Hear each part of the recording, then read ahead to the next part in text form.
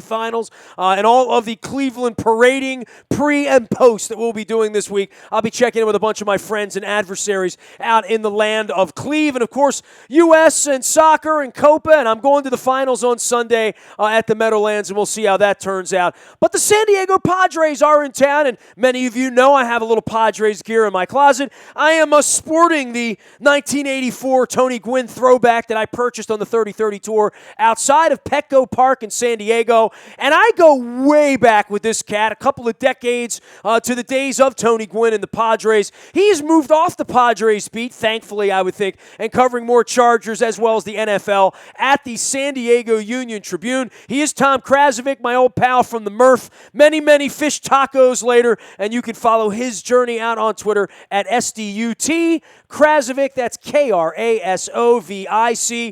Tom, I got a lot of impersonations in my skill set, but I do not have a good Tony Gwynn. But if I had one, I'd call you Kraz in the locker room there at the Murph like he used to. And it's good to have you aboard. Happy that you're on an NFL beat that still has a team, Kraz. Well, I appreciate it. Love talking about Tony Gwynn and sports and San Diego sports. Can't say it's always the funnest topic in terms of the winning, but if you're all good. Well, I'm wearing the Tony Gwynn jersey right now on the podcast, and I know it's been a couple of years, and last week was the time, and I was out there, and I went out to the statue again, and I've seen that statue from the minute it was erected when he was, very much alive and in the ballpark and hanging out and the SU where, I spent part of my formative years with my aunt living off of El Cajon and Montezuma as well, which is why you saw me running around out there as a kid chasing Tony Gwynn back in the 90s. How many years have you been at the San Diego Union Tribune now, Kraz? Well, if you discount a few off and on, pretty close to. So, it was early 90s, I guess, was the baseball beat, and I knew you. For the Padres and all that they've represented in the Chargers, and we have a twisted history here, right, in Baltimore. I think the time I met you, the Ravens didn't exist. Literally, we were trying to steal a football team, 94, 95, 96, in that period of time. And, for the Padres to be the toast of the place and to have the stadium built and to have the All-Star game coming again a couple, 25 years later, we're a couple weeks out on that, and for the Chargers to have been the team that has tried repeatedly again and again and again to sort of leave San Diego now, it really must be a different kind of attitude out there for what the Chargers represent versus the Padres, because the Padres were always the team that was going to go to Washington in 1974 and to go to Denver in the early 80s and all of that, and yet the Padres have made a little cottage industry downtown that they don't win, but they do try like hell, right, Kraz? Well, you covered a lot of ground there. I would say the Padres, because of the stadium, the ballpark, and downtown, they do have continuity and stability. It's a 30-year lease. There are no loopholes.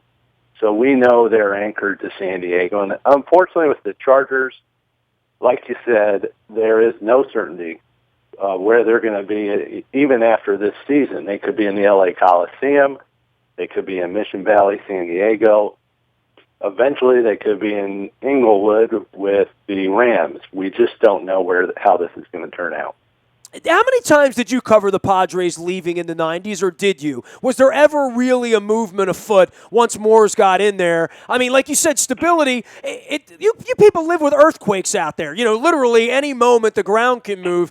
Here in Baltimore, we don't sit around wondering whether the Ravens or the Orioles are going to leave, even though in my lifetime, the Orioles were always going to wind up in Washington, right? And Edward Bennett Williams, and we were never going to get a football team. So it really is amazing how these stories twist that when you give them a little time, even LeBron goes back to Cleveland and wins a championship, right? That sounds like something out of Back to the Future, doesn't it? It does. It does. Cleveland had geography on its side, because, as you know, LeBron James was born in Akron. San Diego, unlike Cleveland in that aspect, doesn't have a superstar who sort of falls into their laps twice. So we have to hope for stability and smart ownership and smart baseball. We don't have a situation like Baltimore, though, with the across-the-board stability and the tradition of winning championships, which gives fans hope. I mean, as bad as the Angelos years may have been, and still are. I had my press pass taken away 10 years ago, so it's still bad. They just win a little more than they used to. But the place still stinks like a rotting fish. I mean, if you watch the Masson broadcast, that's all you need to know. Not any better. It's just they got Manny Machado, right? And they got Buck Showalter signed on to do this against all odds, right? Well, yeah, and I would also suggest maybe the 1970 Orioles, having shown how it can be done, gave folks a sense of this can happen. That breakthrough victory, the Padres did make 2 World Series. They got trounced each time by a very good team. Chargers made 1 Super Bowl, and they got beaten up really badly by a very good 49ers team.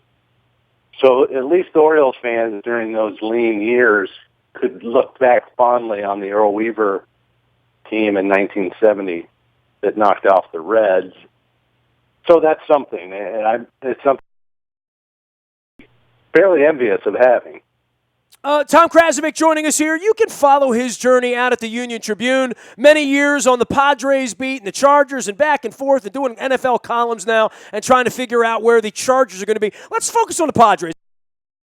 I'm sporting my Gwynn throwback here, and I got to tell you, I'm a little closet Padre fan, and I've got a lot of friends in the organization over the years, and I still get out to Petco once in a while for a fish taco, although I had some designs on the All-Star game this summer. I'm not getting there. I'm trying to opt to Europe instead, but, for the Padres a year and a half ago to have spent money, they've gone through some ownership instability, and it's trying to compete with what's going on up in Anaheim with championships and good baseball by and large during this century, and the Dodgers outspending everyone, and being in that division. I thought the moves they made a year and a half ago to spend money, that kind of energized me as a little bit of a Padre fan, and I think it would energize everyone in that community at a time when there's no certainty for the Chargers even being there at all, and quite frankly, it's a little bit against odds that they're still there, quite frankly. But the Padres tried really hard. It just didn't work, and now you have the residue and sort of the thing blowing up, and it's not a good look right now for the Padres in the summer of 16, right? I think that's a great summary. They did energize folks here because they spent some money and brought in some actual big league players. Myers, Matt Kemp, James Shields, guys like that. Upton, who's now with the Tigers. Unfortunately, they lost more games after doing all that than they did the previous year. It was a rough season. It didn't work out. On top of all that, as you guys know, when you make those kind of moves,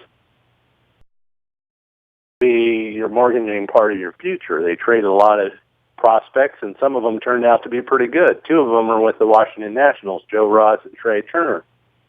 Also, when they signed James Shields, they gave up so that hurts for down the road.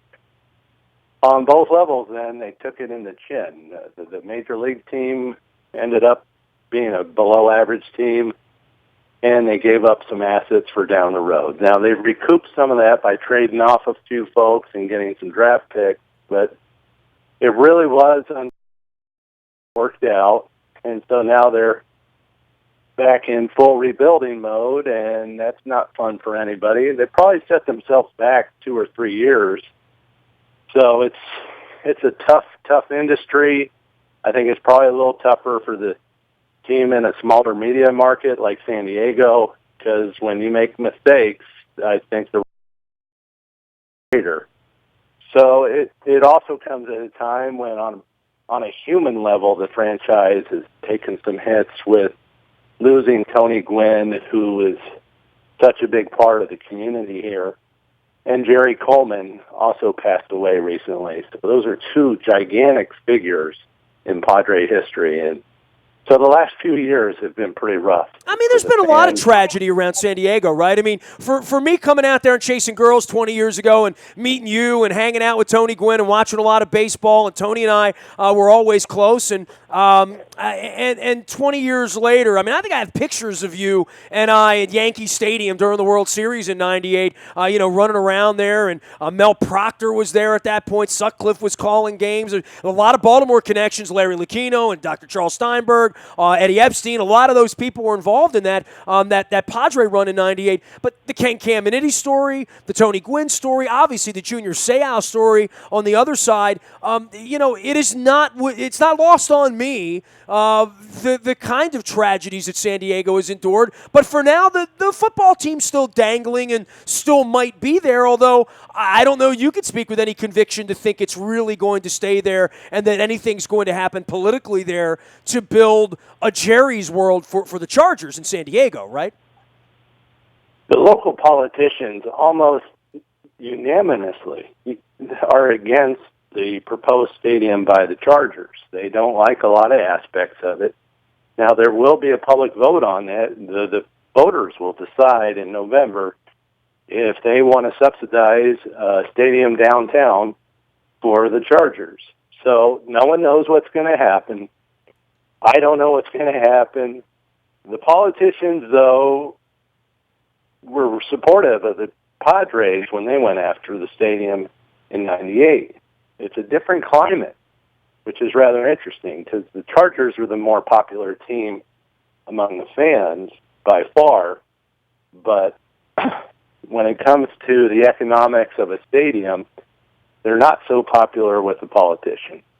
Well, it's fascinating to me that I went to all 30 ballparks last summer, sort of famously, and put pictures up. And, I'm a Baltimore guy. I was in the media in '84 when the Colts left. I was around for all of William Donald Schaefer, who was our mayor and then our governor, who got Camden Yards built, who kept the money around to lure the Ravens here when Art Modell was struggling financially. And, I look out my window every day and I see the two stadia, and they're lovely and they're wonderful. And I paid for them as a city taxpayer, as a business owner. Living in the state of Maryland, we all subsidized these stadia here. And one of my real bitches, with Angelos and taking guys like mine press passes over the course of time was that these stadiums really were built for economic development. And I'll be honest, Kraz, I went to all the stadiums last year baseball-wise, and you really can't make a case that a football stadium is an anchor for economic development. They don't fill it often enough. They don't play in it often enough. It doesn't really affect full-time jobs in any way. But the baseball stadium that was built in San Diego, when you go back, you can show me Camden Yards, Cleveland, any of these stadiums that have been built in the last 25, 30 years, and underneath of all of it was this will create jobs, it'll create tourism, it'll create money, other businesses, restaurants, hotels, all of that stuff, tax revenue, parking, all of that. No one has benefited more than the San Diego people with that. That stadium really is an anchor for a Manhattan-style neighborhood that did not exist 20 years ago and does not exist outside of the Seattle Stadium, outside of the San Francisco Stadium, because that community would have been fine without AT&T Park in San Francisco. There would have been $1 billion worth of content. They not built the stadium. But San Diego, say of all the money invested in a baseball ballpark, that is the one place where good things happened, where they didn't happen in, I don't know, St. Petersburg, Florida, or down in Miami for what they've built there. I think you make a lot of good points, particularly on the baseball side, because you have 81 home dates and football has 10. Huge difference, huge. And then you factor in football stadiums cost a lot more because you have so many more seats. And therefore, the price is an issue with the folks here. And you make a good point as well about the East Village development in San Diego after Petco Park was built. It just blossomed, that area. However, I would caution you that it gets complicated when you start looking at the dollars, even for Petco Park. Without going into a seminar on California financing, which is a thicket of complexities. But really what happened here is, again, some bad luck for San Diego is because of the budgetary issues on the state level, Governor Brown, not without good reason, pulled the plug on what they call redevelopment funding. Well, the Petco Park financing projected out drew on a lot of those revenues, okay? Redevelopment. So when the plug got pulled on that, guess who ends up picking up the slack on a lot of associated costs with Petco Park? The taxpayers. So what's happening that doesn't really get told is the city of San Diego is now paying a lot more money for Petco Park than anyone would prefer. Even the Padres, I would think, don't feel so good about this. It's the city is now gushing red ink on Petco Park because of how this played out. Unfortunately, even after what the city's take is, and the city does get money from the team renting out the ballpark for non-baseball events, which is a good market. Even after that, we're losing money. So it's a tricky business subsidizing these sports facilities. There's no doubt about it, and they all pretty much lie to get the thing built. But in the end, I feel like San Diego's the one place, whatever lies they told, it really did make a difference there. I don't know that any of these other ballparks feel to me like they – I went to Denver. Outside of Coors Field – that's not a little city there anymore. It's kind of a little bit abandoned, quite frankly. It's kind of on the edge of town, not in the middle of where all that good stuff's supposed to be happening. San Diego's a place I feel like when you fall out of there, and maybe it's because I fell out of there at the Stones concert last year, Kraz, that it didn't look like a bad deal there for that. And back to the Padres and recruiting and getting good baseball players, because I stay up late nights some nights and watch games out there, and some nights there are 14, 16, 18,000 people in the stadium, and certainly the Padres won't draw much better than that in Baltimore this week while they're here. It's a baseball problem as much as it's anything. But for the difference between that and what the All-Star game is going to look like down there, and what the Rolling Stones look like, and what 35, 40,000 every night look like, you can only do that by winning, right? And even when you win, as the Orioles are this year, you don't always pack them in, but winning is such an important part of that, and that's the part the Padres, quite frankly, haven't gotten right? Well, you nailed that. It's when they're in their 8th year out of last 9, where basically they never even got into the playoff race. So you can basically say, this sounds harsh, but it really is true. 8 of the last 9 years, including this year, they didn't play any meaningful games. It was never a race. It was never any real belief logically that they were ever going to get even near the second wild card. So, as you pointed out, if you can't win, it makes it harder. Now, they do have a safety net that very few franchises have, and that is, it's such a nice place San Diego is.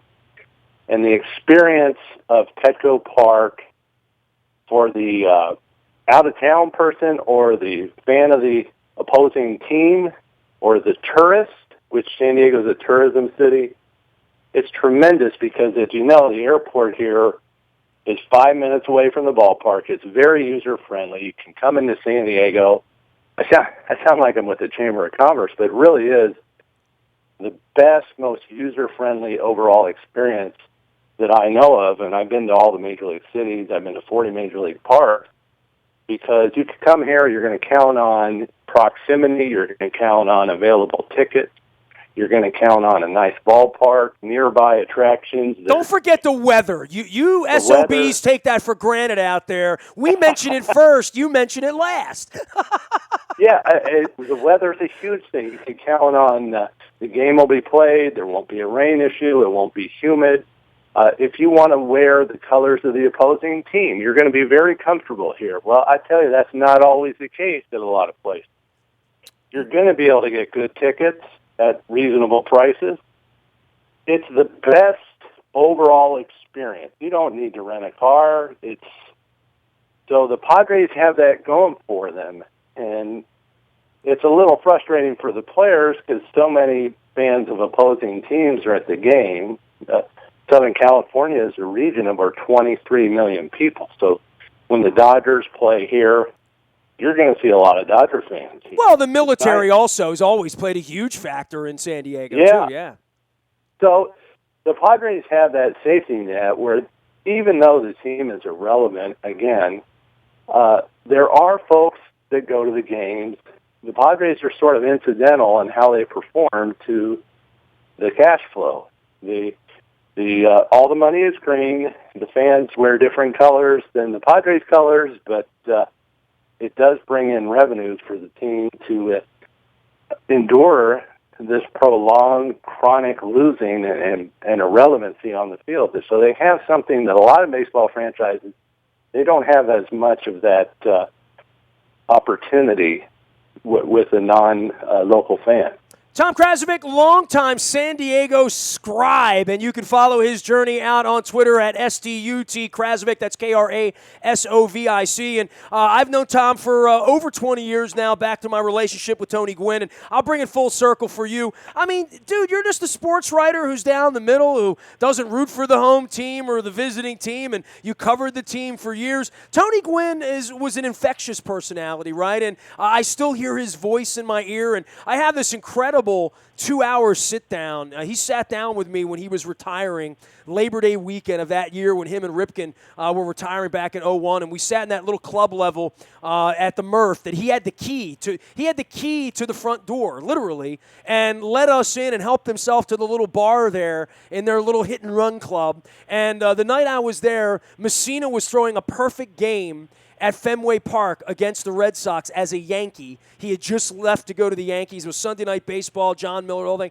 And I have the interview, and I play it, once a year when I take vacation or whatever as part of our best of. But the guys that covered him and were around him every day paint an even more magnanimous picture of him than even I knew. And to have a guy like that who has sports writers and business people in the community, I know he would blush and say, go on, I don't want to hear it right now, but it really was a tragedy for the community and a tragedy for people who like good people in baseball. Because there's some good people in baseball, there's some bad people in baseball, but he was entirely unique, I think, to anyone. I agree. He was such a great ambassador, and that's the word you hear, but he was for the sport and for San Diego because, a baseball player is on the road for 81 games and spends a lot of time with the media. Well, he was the face of San Diego, got an incredible amount of media exposure, largely through his baseball skill, but also his incredible personality. He just had a gift for people. And it's not to say he was a perfect person who is, but he was this incredible amount of fun, wrapped up with intelligence and enthusiasm and generosity, that the whole person had charisma, humility, just all you would really want from someone you're talking to every day or around every day, which I was. And he's greatly missed in this city, I could tell you that. If you get a chance, have his son, Tony Jr., on your show. The voice is very similar. The laugh is very similar. So his son is sort of a source of comfort for a lot of people here. Wow. I talked to him when he was a little boy. I remember him running around when he was a little, but I don't know him, and I will do that. That's comforting to me, Kraz, so I appreciate that. I appreciate the time, man. I am one of the guys rooting for the Chargers, obviously, to stay in San Diego, even though it'll come at your tax expense. It'll give you something to do in the fall. You and all the rest of the guys that cover the team out there, and all my friends at 1090 out there, and the radio station people and the TV people, it really is a tightrope, and I know there's an incredible feeling of helplessness for everybody out there, right? Well, there is, because what was demonstrated clearly in the last year and a half to the fans is an inconvenient truth. When you're a fan, when you're emotionally invested in, say, the Redskins or the Ravens or the Orioles, you view that team in an emotional context of that is an extension of you. That is your team. You have some sort of claim to that team. That's really a myth but it's a powerful myth. Well, we know that as a Colts fan, right? I mean, I was 15 years old, and I learned that lesson the hard way, bro, right? Yeah, you guys, so you remember. Well, this got demonstrated in very clear fashion when the Chargers ownership aligned with the Raiders ownership, which, as you know, the Raiders are the most despised team by Charger fans. And it played out for 15 months, this soap opera of we want to leave, we're going to go with the Raiders to Carson. The Spanos family owns the team. This was made very clear to the fans that in reality it's the Spanos Chargers, not the San Diego Chargers. And that's not an easy thing for fans to come to grips with when it's played out for 15 months in the media. And to this day, it's still an implied threat that a subsidy of $1.15 billion isn't forthcoming. The team, it's saying that it probably will move to Los Angeles. So it has not been an easy ride for the Charger fan. Well, and certainly the bluff of all that is being a tenant of the Kroenke family up there in, I guess Stan's World is what they'll call it in Inglewood. But it's a promising project, but being the second team in up there, how do you sell tickets, man? I mean, literally, I'm worried for the Rams because they have a history of sucking, and I don't think you can suck and do well in Las Vegas, in Los Angeles as a sports team. It almost feels a little hollow, and you could see the disappointment with Spanos, right? That his partners turned their back on him and on the Carson deal, right? Yes, it wasn't easy for the Spanoses to go to the meetings in Houston where their fellow NFL owners basically turned around and voted for Kroenke because it was such a lucrative project, and it was, I think, 30-2 against the Chargers-Raiders project. So that wasn't very enjoyable for them, I'm sure. And the Spanos family, particularly younger executives on the team, have grown up in San Diego. So I think they sincerely are wanting to stay in San Diego. It's just the old economics of how to make it work. Tom, it's great having you on, man. I appreciate the time, as always. We're going to send everybody out to SDUT Krasovic to follow you, and I know you're getting back on the Chargers beat here in a couple of weeks as well. So good luck with the Bolts and Phillip Rivers and all that good stuff, and we'll see you further up the road, man. I appreciate the time. Glad to do it. Tom Krasovic, follow him out at the Union Tribune out in San Diego, as well as the Chargers reporter there, and doing some NFL columns as well. It's Krasovic. Tom's been doing it for better part of a quarter of a century out in San Diego, where they have a little cafe and play guitars all night and all day. I'm wearing my Gwyn throwback jersey, and it does feel good, I must say. But I'm also wearing my white Oriole panel Rick Dempsey lid as well. You can find me, Nasty, at WNST.net. Anywhere the internet is served, we serve you, WNST.net. That's Twitter, Facebook, LinkedIn, Snapchat, Instagram, anywhere you are, including the Buy a Toyota Audio Vault for anything that you miss here. You can download podcasts, listen when you want, where you want, how you want. It is the Buy a Toyota Audio Vault. Morning newspaper gets served up by Planet Fitness each and every morning at 7 a.m. It comes directly to your email inbox, free of charge, and very, very easy to get. And any breaking news happens first on the WNST text service. That is all powered by Coons Ford of Security Boulevard. Dennis will be driving you home on Thursday from 3 until 5. I'm Nestor. This is WNST.net, AM 1570 and WNST Towson, Baltimore. And we never stop talking Baltimore sports.